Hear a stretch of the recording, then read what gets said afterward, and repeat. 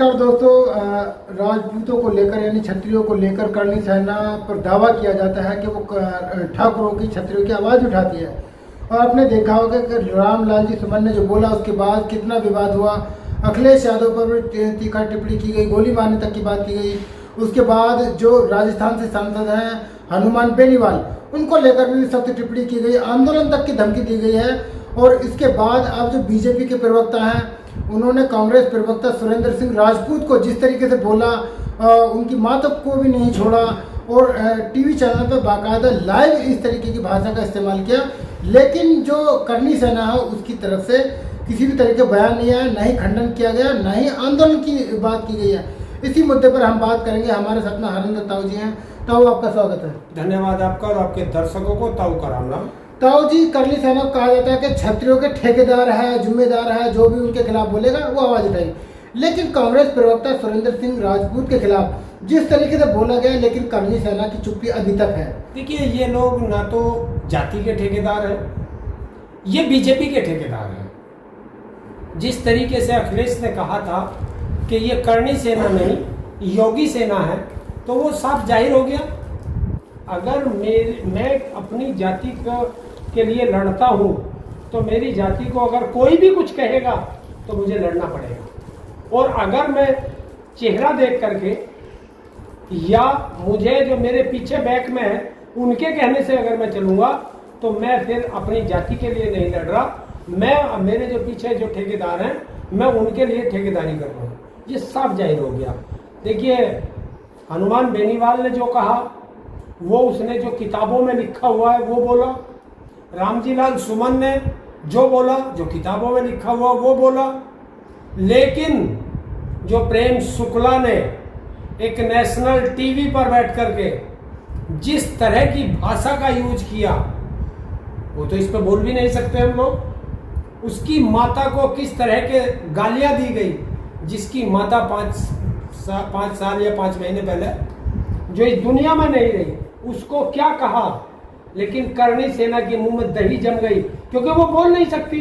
वो गुलाम है बीजेपी की, वो बीजेपी की गुलाम है। अगर उसके खिलाफ बोल गई तो उनके जो आका है उनको सपोर्ट करना बंद कर देगा।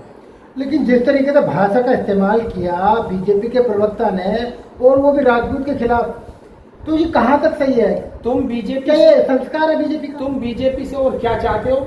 बीजेपी के संस्कार तो आपने देख लिए, दिल्ली मुंबई हाईवे पे देख लिया था, वो संस्कार आपने देखे थे। जो बलिया का इनका एक बीजेपी का नेता था, उसके संस्कार आपने देख लिए थे। जो गोंडा में इनका एक पदाधिकारी इनके ऑफिस में कर रहा था, वो संस्कार आपने देख लिए थे। आपने चिन्मयानंद को देख लिया था, आपने इनके संस्कार जो है बनारस में देख लिए थे। तो कहाँ है ये? संस्कारी पार्टी थोड़ा ही है, दुराचारी पार्टी है। लेकिन जिस तरीके से अब करणी सेना की चुप्पी, अब तो ये लग रहा है कि कहीं ना कहीं ये क्षत्रियों के तो समर्थन में तो है नहीं। देखिए, क्षत्रिय लोग अलग चीज है। तुम ठेकेदार हो क्या क्षत्रियों के? तुम्हें किसने बनाया ठेकेदार? अभी इन्होंने 8 तारीख का करणी सेना के राज शेखावत है, उन्होंने ऐलान कर दिया कि हम 8 तारीख को जा करके बेनीवाल के घर पे बुलडोजर चलाएंगे, उसकी सारी संपत्ति नष्ट कर देंगे। वहां का जो नागौर के जो ठाकुर हैं वो कह रहे हैं कि नहीं, हम इसके साथ नहीं है, हम तो बेनीवाल के साथ हैं। अब बताओ कहां है ठाकुर? ठाकुर समाज इतना पागल नहीं है, वो बहुत समझदार है। वो जानता है कि ये जो ऐसे ऐसे लोग हैं ये अपनी दुकान चलाना चाहते हैं और इनकी दुकान चल नहीं रही है। लेकिन वो तो बेनीवाल तो यहाँ तक भी बोलते हैं केवल राजपूत ही नहीं है क्षत्रिय, जाट सबसे बड़ा क्षत्रिय है। देखिए, वो इन्होंने इसलिए कहा कि जो भरतपुर में राजा सूरजमल हुए हैं उन्होंने 80 युद्ध लड़े, और युद्ध क्षत्रिय लड़ते हैं। उन्होंने 80 युद्ध लड़े और एक भी युद्ध हारे नहीं है। उन्होंने तो महाराणा प्रताप का भी नाम लिया कि उन्होंने भी बड़ी बड़ी लड़ाइयाँ लड़ी और युद्ध जीते। तो उन्होंने एक जाति के लिए थोड़े कहा, उन्होंने कहा अन्य जाति के लोग भी लड़े, जो राजा महाराजा थे वो भी युद्ध जीते। तो वे जो और लोग थे वो कुछ युद्ध जीते हैं, कुछ हारे हैं, लेकिन महाराजा सूरजमल 80 युद्ध लड़े और वो एक भी नहीं हारे।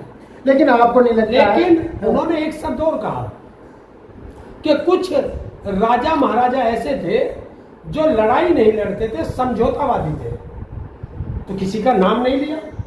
जब किसी का नाम नहीं लिया तो मिर्ची इसको क्यों लगी राज शेखावत को? क्या ठाकुर वहां और नहीं है? और जो नेता है वो ठाकुर नहीं है? और राजनीतिक पार्टियों में अरे ये तो कुछ भी नहीं है, इससे बड़े बड़े लोग जो है पदों पे बैठे हुए ठाकुर हैं।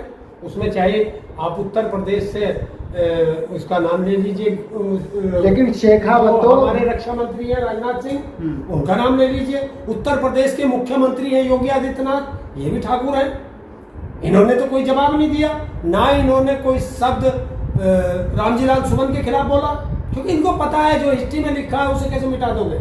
या तो हिस्ट्री खत्म करो, वो चैप्टर वहां से खत्म कर दो, भाई सरकार तुम्हारी है। लेकिन वो तो जो बेनीवाल है वो ये कह रहे हैं कि मोदी जी से अपील कीजिए, जो इतिहास है उसे खत्म करके नए तरीके से लिखिए। तो यही तो कह रहे, देखिए जो इतिहास में पढ़ाया गया वही तो आप बताओगे, आप यही तो बताओगे। अब जब इतिहास में पढ़ाया गया कि महाराजा सूरजमल ने 80 युद्ध लड़े, तभी तो हमें पता चला। हम कोई उस जन्म में थे थोड़ा ही, हमें यही तो पढ़ाया गया। महाराणा प्रताप खूब लड़े, खूब लड़ी मर्दानी, वो तो झांसी वाली रानी थी। ये कहां से पढ़ा हमने? इतिहास से ही तो पढ़ा।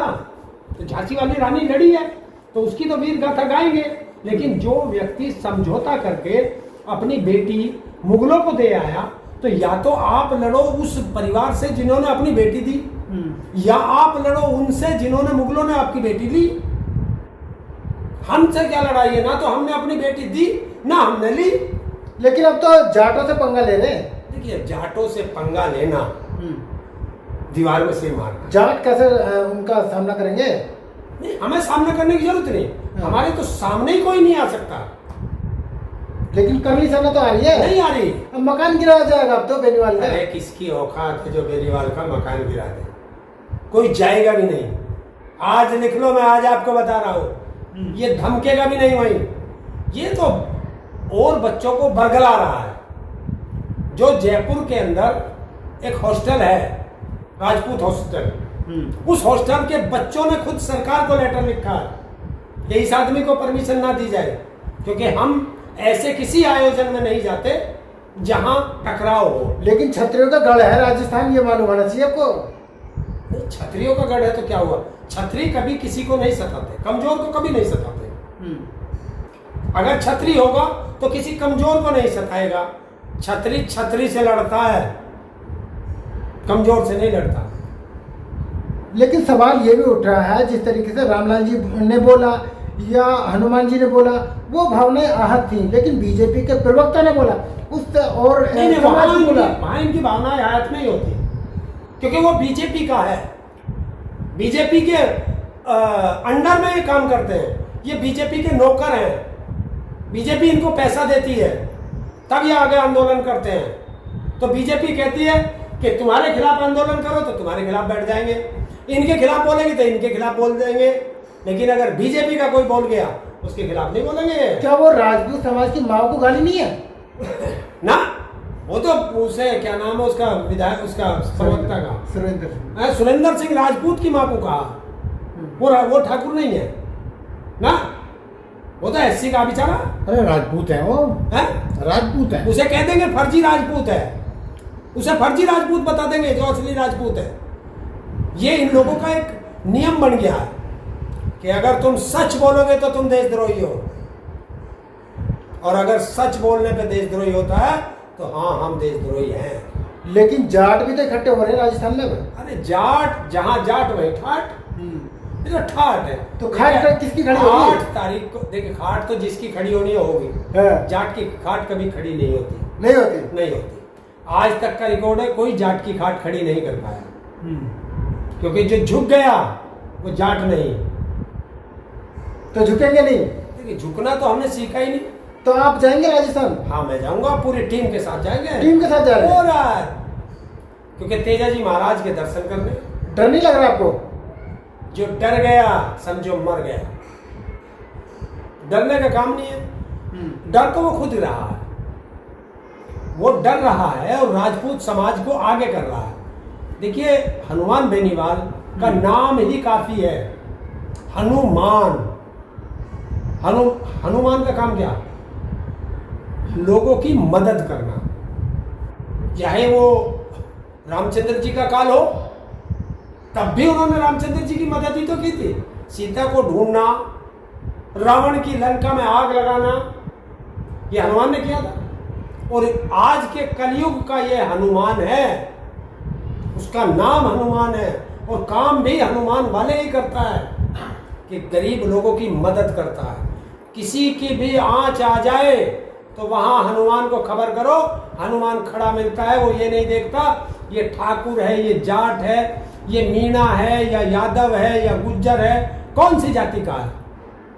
अब जो जिन बच्चों के लिए वो लड़ रहा है SI भर्ती के लिए, क्या उसमें सारे जाट हैं और दूसरी जाति का नहीं है? क्या उसमें ठाकुर नहीं है? क्या उन बच्चों को ये जातिवाद पे करोगे सारे काम कि अगर मेरे जाट के बच्चे हैं बस इनका SI का पेपर रद्द कर दो, ये ठाकुर है इनका मत करो, या ये गुज्जर है इनका मत करो? तो फिर आओ ना, लड़ो आप। उसने कहा है कि आओ इन बच्चों के लिए लड़ते हैं, इन बच्चों का भविष्य बर्बाद हो रहा है, सरकार इनका भविष्य बर्बाद कर रही है, तो क्यों नहीं आए सब निकल के? जब तो सब AC में बैठे हैं। 48 के टेम्परेचर पर कौन लड़ रहा है? 48 के टेम्परेचर पर उन बच्चों के लिए, आने वाले भविष्य के लिए एक ही तो बंदा लड़ रहा है, जिसका नाम हनुमान बेनीवाल।